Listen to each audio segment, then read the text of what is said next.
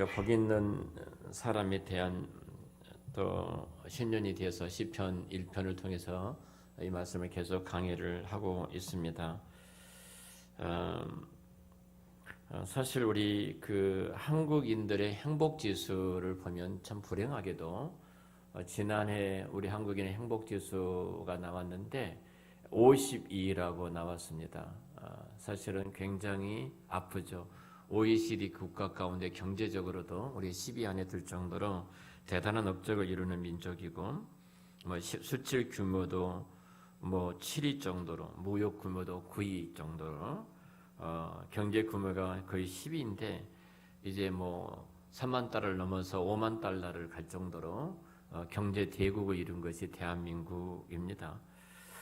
G20 정상회의 국가 가운데서도 우리가 그 개최국도 되어졌고 명성 올릴 정도로 한국의 역량이 굉장히 커진 것은 사실입니다. 그런데 OECD 국가 가운데 거의 꼴찌에 가깝고요. 사실 어떻게 보면은 정말로 이 땅에서 행복한 사람이 누굽니까? 이렇게 질문하면은 저가 행복합니다. 이렇게 대답한 사람이 얼마나 있을까요? 또 우리 한사랑의 가족들에게 한번 제가 질문을 해보겠습니다. 정말로 여러분들은 행복하십니까? 정말로 행복하십니까? 아니면 전 세계적으로 가장 행복한 사람이 누구일까요? 아니 우리 교회 안에서 여러분들이 이분은 가장 행복한 사람이다. 이분은 가장 행복한 사람이야. 이렇게 말하는 그분은 누구일까요?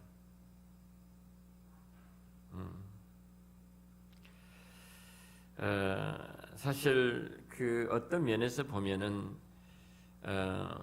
가장 행복한 것은 우리가 그리스도를 인격적으로 만나 그리스도 안에 우리가 있을 때 그리스도가 복이니까 반드시 행복할 수밖에 없을 것입니다. 성령님과 함께 동행하는 삶, 교회와 함께 걸어가는 사람은 행복합니다. 오늘 사실 여러분들이 제가 성령에 대한 주제를 갖고 계속해서 예배에 대한 말씀을 가지고 성령을 예배하라 이렇게 말씀을 전하고 있는데요. 성령과 함께 동행하는 자의 삶, 그리스도를 모시고 그리스도 앞에서 믿음으로 살아가는 삶, 정말로 피로 값주고 사신 주님의 영광스러운 교회의 그 소중함을 알고 교회와 함께하는 삶, 다시 이렇게 말해요. 성령과 동행하는 행복, 예수 그리스도를 구주와 주님과 나의 왕으로 모시고 걸어가는 행복, 한 사람 피로 값주고 사신 한 사람 교회에서 함께 신앙과 믿음의 삶을 살아가는 이 행복, 자녀들과 함께 사는 행복, 우리 시대 우리 사회와 함께 호흡하는 행복, 참 이 행복이 바로 여러분들 가운데 가득하시기를 축복합니다. 제가 언젠가 예를 한번 드렸습니다만 그 예를 드렸죠. 한 임금이 두 신하를 향해서 이제 이렇게 명령을 내렸습니다. 자, 한 신하에게는 너는 나라의 전역을 다니면서 잡초가 얼마 있는지 조사해가지고 오너라. 이렇게 명령을 내렸고요. 다른 한 신하에게는 너 우리나라 전역을 다니면서 얼마나 꽃이 많은가 조사해서 보고해라. 이렇게 두 신하를 보냈습니다. 자, 1년 후이 지난 후에 잡초를 조사했던 이 신하는 이런 보고를 합니다. 우리나라 전역에는 잡초 나라입니다. 온통 잡초밖에 없습니다. 온통 잡초 나라입니다. 온 나라가 잡초로 꽉 이렇게 덮여 있습니다. 이렇게 말을 하는 겁니다. 꽃을 알아보고 보고하았던 이 신하는 꽃을 찾아 나서게 됐죠. 이 신하는 우리나라의 국토는 전 국토가 수많은 꽃들로 가득 덮여 있습니다. 우리는 지금 꽃동산에서 살고 있습니다. 이렇게 보고 있습니다. 자, 여러분에게 묻습니다. 자, 오늘 여러분은 잡초 속에 살았습니까? 꽃동산 속에서 살았습니까? 여러분의 삶은 정말로 잡초 속에서 살아가고 있는지요? 아니면 꽃동산 속에서 여러분의 삶이 살아가고 있습니까? 사람이 어떤 마음으로 어떤 눈으로 세상을 보느냐에 따라서 세상은 다르게 보일 수밖에 없어요. 여러분 사막을 여행하다가 물이 반병쯤 남았을 때 어떤 사람은 물이 반병밖에 남지 않다고 걱정하는 사람이 있는가 반면에요. 어떤 사람은 야 아직도 반병이나 남았다라고 감사하는 사람이 있습니다. 똑같은 상황이고 똑같은 환경이지만 불평하고 원망하는 사람이 있고 감사하고 고마워하는 사람이 있습니다.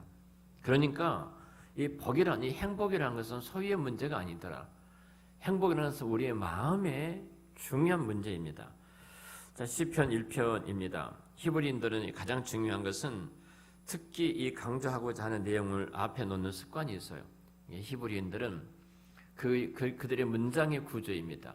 우리도 어떤 글을 쓸 때 그 문장의 구조 형태가 있잖아요.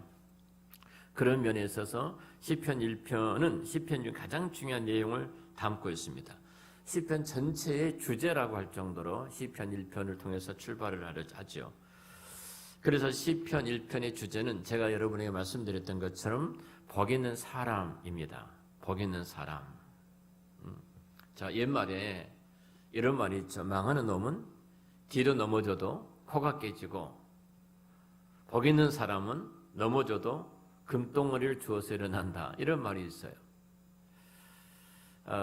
제가 김승호 스노복스 김승호 회장이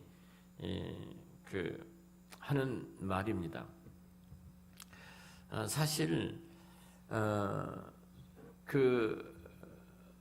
성공한 사람, 반복해서 성공한 사람은 그 성공한 사람들은 그 운명이다 이렇게 말을 대부분이 한다는 거죠.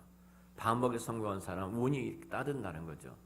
근데 그 운을 면면이 들어가 보면 아주 중요한 것이 있는데 그 안에 실력이 있더라는 겁니다.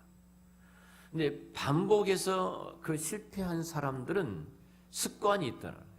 습관이죠. 반복에 늘 실패하는 습관인데 그 반복에 실패하는 그 습관의 이면에 보면 동일하게 실력이라는 단어를 보게 되더라. 이 말을 했어요.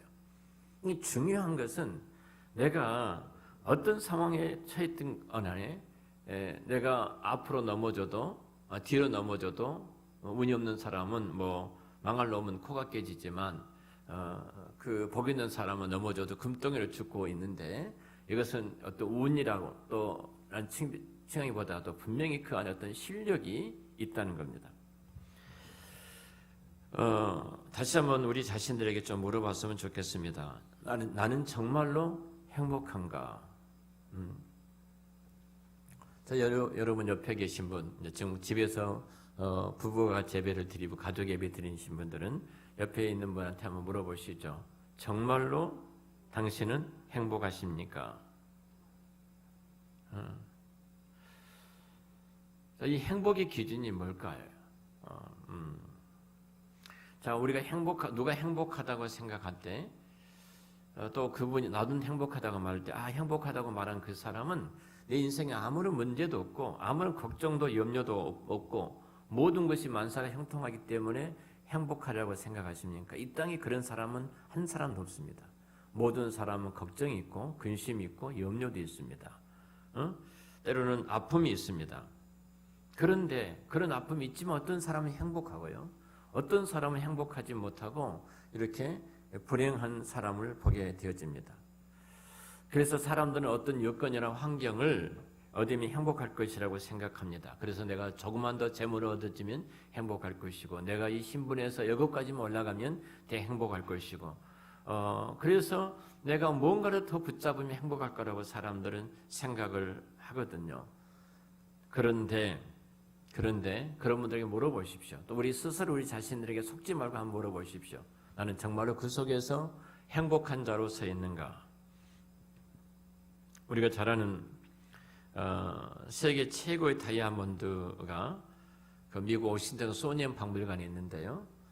인도산 45 캐럿 다이아몬드라는 이름은 호프 다이아몬드라고 한다고 그래요. 세계적인 다이아몬드라고 합니다.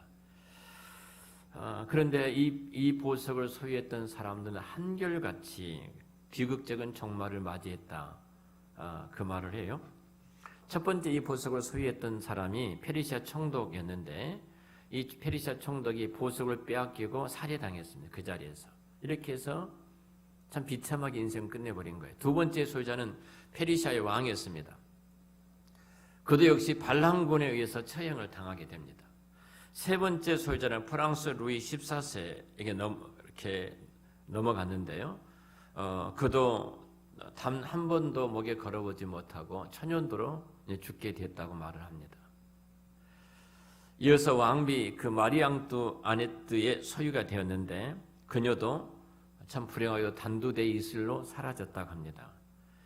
이 보석이 영국 최고의 재벌 필립 호프에게 넘어가서 이 필립 호프가 참 너무 이 다이아몬드를 소유한 사람이 불행하게 끝났기 때문에 다이아몬드 이름을 지었습니다. 그것이 이름이 호프 희망의 다이아몬드, 자기 이름을 따서 이렇게 지었어요.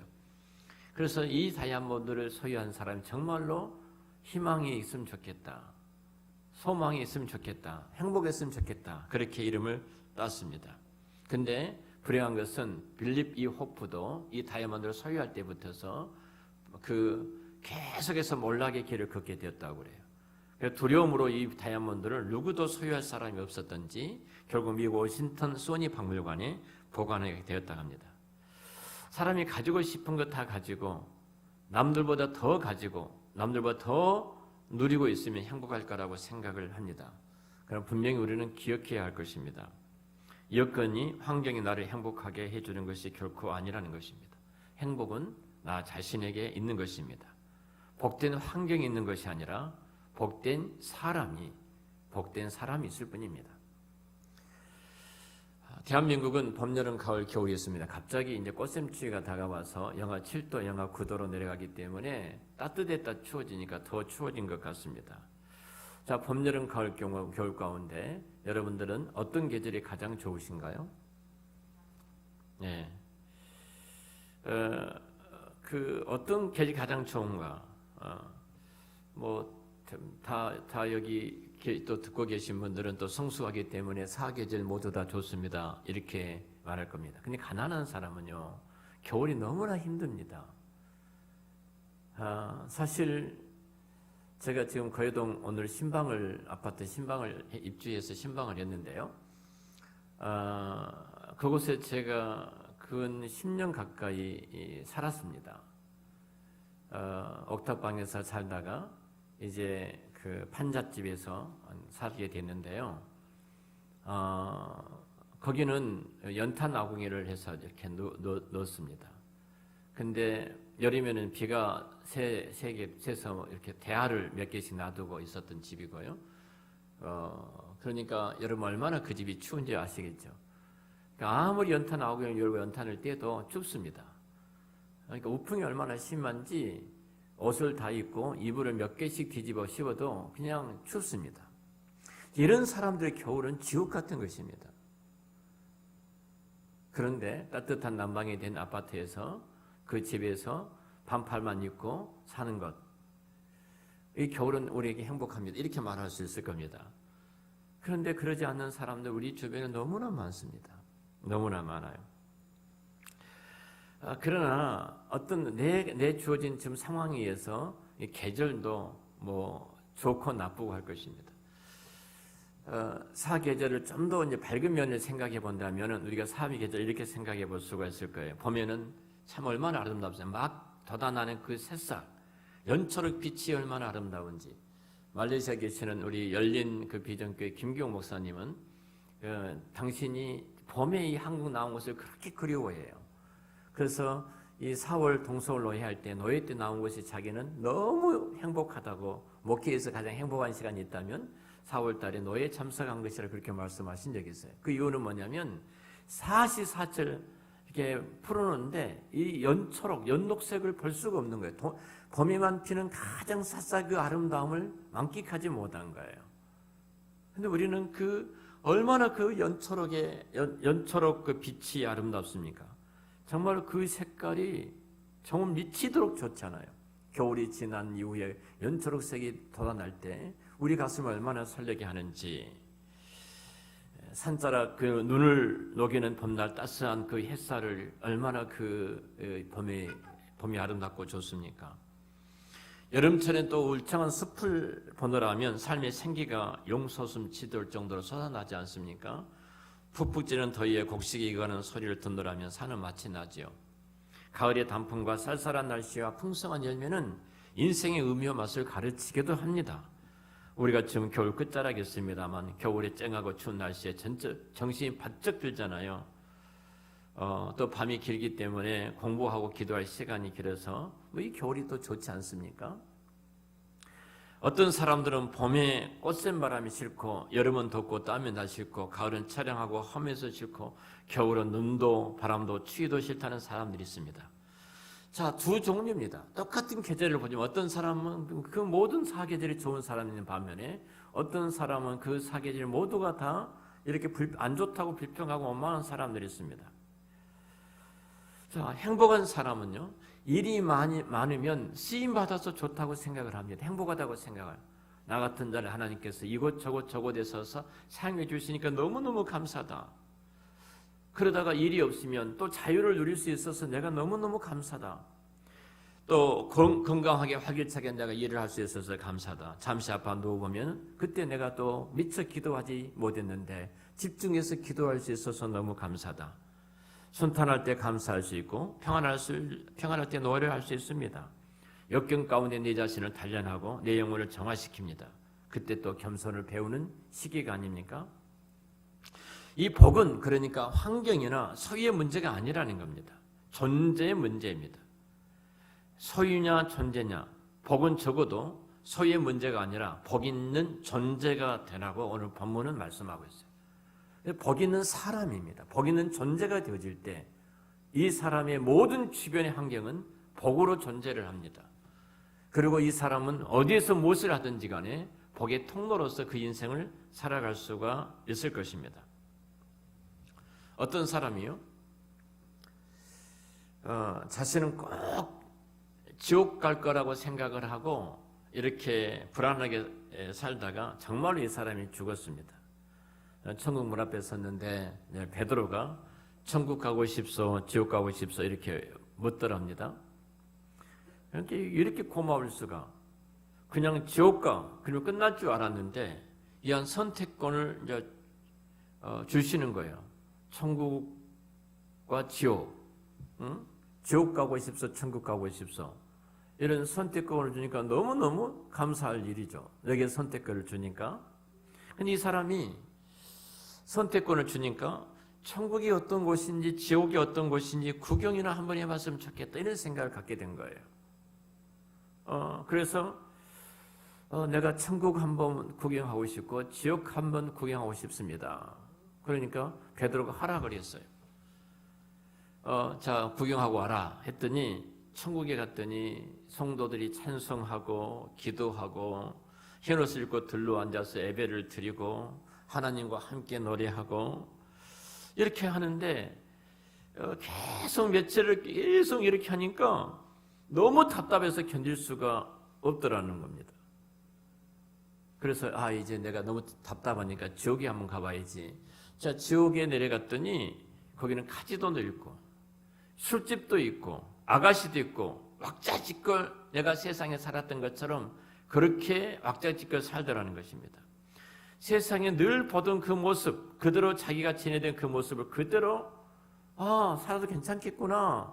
이곳이 지옥이구나. 그래서 이제 구경하고 돌아와가지고 베드로한테 이제 말을 합니다. 제가 보니까 저는 지옥 갈 체질인 것 같습니다. 그것이 너무 좋습니다. 이렇게 말을 한 거예요.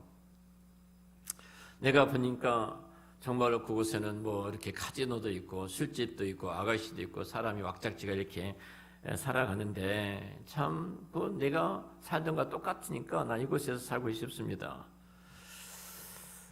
그래라. 그러고 이제 지옥에 던졌습니다. 지옥에 내려갔더니 그때 웬걸 펄펄 끓는 불기름 구덩이에서 끓는 기름가마 속에서 던져졌는데 가마솥에 이리 뛰고 저리 뛰고 견딜 수 없는 그 고통을 받고 이제 난리가 난 겁니다. 그래서 안내했던 천사에게 따졌어요. 내가 보았던 카지노나 술집이나 아가씨는 다 어디 갔느냐고. 그랬더니 그 천사가 이렇게 말을 하더라는 겁니다. 그때 거기 있었던 사람은 다 관광 비자로 와서 관광하고 있었던 것이다. 지금은 영주권을 가지고 살아야 하기 때문에 여기서 이제 살아야, 너는 여기서 지옥에서 살아야 된다. 이렇게 말하더라는 것입니다. 이 땅 우리가 그리스도 밖에 있으면 뭐 재밌는 뭐 이렇게 누가 만들어낸 이야기인 것 같습니다만 사실은 지옥 이 땅에 이렇게 살아가는 것이 지옥에 그리스도 밖에 살아가는 모든 삶이 어찌 보면 지옥의 삶이나 아니겠습니까? 찬송이 싫고 예배가 지겨운데 어떻게 천국에서 살겠습니까? 천국에서 살지 못하죠. 예배가 싫은데, 예배가 지겨운데, 찬송도 싫은데 정말로 어떻게 천국에 와서 살 수가 있겠습니까? 천국에 날마다 예배 있고 찬송이 있고 그리스도와 함께 기쁨이 있는 그곳인데 이런 면을 좀 재밌는 이야기입니다만 어떤 면에서 바라본다면 정말로 내가 환경과 여건의 상황이 문제가 아니라 내가 누구냐가 성경은 이 질문을 하고 있는데 너 복 있는 사람이니? 너 정말로 복 있는 사람이니? 너는 복 있는 존재이니? 지금 이것을 성경은 우리에게 묻고 있습니다. 복 있는 존재인가? 오늘 본문을 잘 살펴보면 내가 복 있는 존재가 되고 나면 어떤 힘이 어떤 권세가 내게 주어지는가 이 부분을 말을 하고 있어요. 내가 복 있는 사람이 되어지면 내가 복된 존재가 되어지면 어떤 힘이 어떤 권세가 내가 갖고 있는가 본문에 의하면은 불행을 거절할 수 있는 힘이 내게 주어집니다. 복 있는 존재가 되어지고 나면요 내게 물밀듯이 몰려오는 그 불행을 거절할 수 있는 힘이 내게 있어요. 그래서 악인의 길에 서지도 쫓지도 앉지도 않는 겁니다. 그걸 거절할 능력 있는 사람이 복 있는 사람이에요. 복 있는 존재예요. 오늘 시편 1편에 그렇게 말하지 않습니까?